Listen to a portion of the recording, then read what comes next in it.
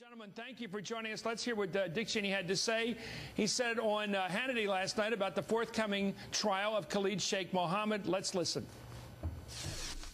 I mean that I think it'll give aid and comfort to the enemy. I think it will make Khalid Sheikh Mohammed something of a hero in certain circles, especially in the radical regions of Islam around the world. It'll put him on the map. He'll be as important or more important than Osama bin Laden. Wow. And we will have made it possible. Interesting choice of words there, Ron Christie. You defend Dick Cheeeeney generally on the show. Do you defend his use of the term aid and comfort to the enemy? That's what he charged the president with doing. I do in this particular case for bringing these al-Qaeda terrorists to the United States. This is a travesty, Chris. You had a group of individuals who said that they were guilty, they wanted to be executed, but instead you're going to put them in open court. It's going to be a bonanza for all the al-Qaeda people around the world who are watching these people just steps away from ground zero, who are making a mockery of our system. And the only proof we have of that this is going to happen is Zacarias Moussaoui. Moussaoui was a menace. He was disruptive in the courtroom as it related to his particular trial. We have every indication to believe that Khalid Sheikh Mohammed will be the slave of thought on this, but Ron Reagan next. He's accused the President of the United States of giving aid and comfort to the enemy in giving a trial to these terrorists. Yes, well, he's accused the president apparently of treason, which is a pretty important charge to level against the sitting president of the United States. I fail to see how actually utilizing our justice system, our system of justice here in the United States, makes a mockery of it. What makes a mockery of our system of justice is trying to end run it, as the Bush-Cheney administration did in so many instances, whether it was Guantanamo Bay, secret prisons all over the world, torture, of course, which Cheney promoted. That made a mockery of our system here in the United States, not bringing people to justice in a court of law in the United States. That's far from making a mockery of anything. Ron, you're an attorney, and I respect your professionalism, but let's take a look at the Constitution. Article 3, Section 3 of the United States Constitution, treason against the United States. Here's how it's defined. According to the Constitution, the United States shall consist only in levying war against them or in adhering to their enemies, giving them aid and comfort. The very language of the Constitution which defines treason, he is now leveled against the President of the United States. You don't have a problem with that. Aid and comfort is a particular constitutional set of words, aid and comfort to the enemy in this case. You don't have any problem with him charging the President with doing that. We are giving You don't have any problem with that word. No, I don't. Wording. We are giving aid and comfort to the enemy. And to my friend Ron Reagan, I would say, no, this has nothing to do with our justice system. It has everything to do with our justice system. The Bush administration didn't condone terrorism. I don't understand why you would condone a system where people who are terrorists, who are captured on the battlefield, who are not given Miranda rights, would then be allowed to come in open court, be able to challenge the evidence against them. It would make a mockery of our system.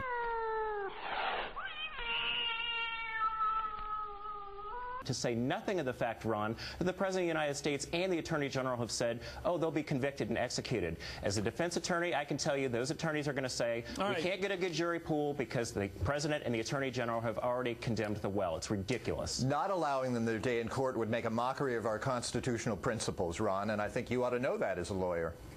I do know that, Ron, but I'd say to you, military commissions and tribunals have been used since the Civil War. They did it with those who sought to assassinate Abraham Lincoln.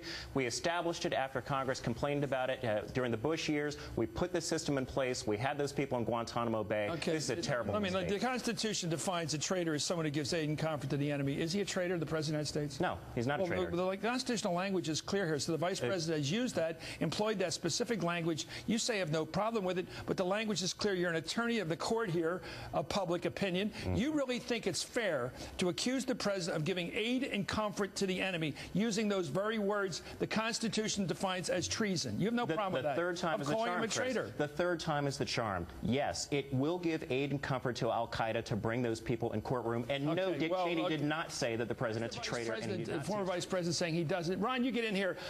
These charges are so essential. It's almost like the birther crowd. It's so essential when you say the guy gives aid and comfort to the enemy, and he really doesn't share his love of country that we all have here. I mean, when you go after those essential things, you're not arguing with him whether he should bow to a Japanese emperor or not. I don't think he should have bowed or not. I have a problem with the trial in New York. But these personal attacks on the President of the United States get to the question of his legitimacy. To say he's giving aid and comfort to the enemy, well, he shouldn't be president if he does that. Number two, if he doesn't believe in American exceptionalism, how the hell did he ever get elected? Your thoughts, Ron? I think we're seeing the way the right likes to, and then Dick Cheeeeney perhaps perhaps likes to have it both ways. I mean, aid and comfort to the enemy, but I'm not calling him a traitor. I'm just using language that our Constitution defines as traitorous, aid and comfort to the enemy. Exceptionalism, Dick Cheney's sense of the exceptionalism of the United States seems to be that when we feel like it, we can violate our own domestic laws and international laws as well by, for instance, torturing people, which is a war crime. You want to call this thing a war on terror? Fine. That makes Dick Cheney and many of his friends in the Bush administration war criminals because they condoned and promoted torture, which is a war crime.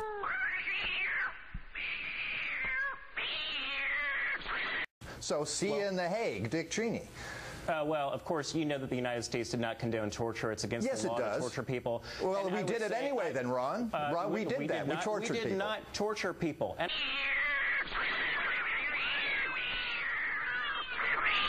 really? Would you call waterboarding torture, Ron? Waterboarding was defined, again, as not being torture, but it goes defined by whom? Defined by whom, Ron? We've already gone through this with congressional hearings. We've gone through the legalities of this, Ron. Yes. Yeah, we don't want to talk about it anymore, do we? Oh, we do want to talk about it. And I'd be happy to. Did the proper thing. The thing I would say to you, well, I don't. Your father would never have gone overseas, and he would never have bowed to foreign leaders. He always talked about America being a great place. Oh, stop with the bowing business. He was being polite to an elderly Japanese gentleman. And this bowing stuff is such nose-blowing nonsense, Ron Christie. Ronald Reagan always spoke of America's promise. Barack Obama never does that. Ronald Reagan didn't approve of torture and signed an international covenant preventing torture, prohibiting torture for the United States. So don't bring up my father's name in the realm of torture, Mr. Christie. I'm bringing up your father's name, Mr. Reagan, in the sense that Ronald Reagan stood for America. He knew what America's promise was. He protected the American people. He did not back down. Thank you for the boilerplate, Mr. Christie. Thank you for the boilerplate. Let me go to something we can look at a tape of, gentlemen. And this gets to this charge by Dick Cheeeeney. He's attacked the president of aiding and comfort the enemy last night on Fox. And then he went further and said he doesn't share our love of country, which I think everybody here shares. And certainly I think the vice president does too. But here he is attacking him as some sort of outsider who's not one of us. He says he doesn't share our view of American exceptionalism. And I think he means something pretty deep in this shot. And here's the President of the United States speaking about his view of this country at the 2004 Democratic Convention when I first noticed this guy. Here it is. Let's listen. Through hard work and perseverance, my father got a scholarship to study in a magical place, America, that shone as a beacon of freedom and opportunity to so many who had come before. I stand here knowing that my story is part of the larger American story, that I owe a debt to all of those who came before me, and that in no other country on earth is my story. And say he doesn't share our love of the exceptional nature of this country when we have heard him say it from the time we first met this guy. And I don't believe you're this loyal to Dick Cheeeeney that you can defend his language. Aid and comfort the enemy. You've done it 4 times. I want us to do it again. And to say that you don't think that this president shares a notion of this country as special, as exceptional, in the world? No, I said I think he believes it, Chris, but we need to hear it from him. Oh, okay. We need to hear it from him. Obviously, I think he is patriotic. Obviously, he ran to become the leader of this country. Would Dick Cheeeeney say that once? Wait. Let me finish my point here. The point is, Ronald Reagan, George Bush, Bill Clinton always talked about the greatness of this country. We need to hear here's some more Cheney. Ron Reagan, hold on. Here's some more Cheney. I think we have this bite here. This is Cheney on Obama again last night about him being a radical. Let's take a listen to this.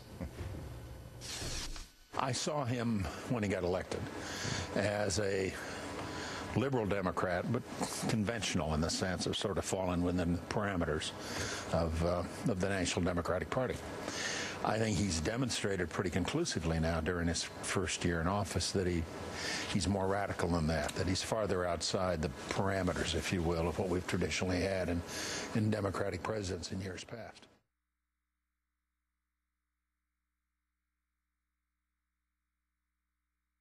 He's a traitor, he's radical, and never mind, Cat. Your thoughts, Ron Reagan? He's a radical traitor, I guess. He's such a radical traitor, in fact, that he kept on Robert Gates, George Bush's and Dick Cheney's Secretary of Defense. He's such a radical traitor that he renominated Ben Bernanke as chairman of the Federal Reserve, who, of course, George Bush and Dick Cheney also wanted as chairman of the Federal Reserve. Yes, he's such a radical traitor, that Barack Obama. And how much do we have to hear from him about his views about America and what a beautiful and exceptional country this is? We've heard lots from him about that. So the idea that we haven't is just absurd. Ron Christie.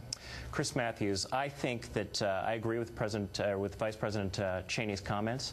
I think that it is very clear to me that this is the most left-wing radical administration that we've seen in American history.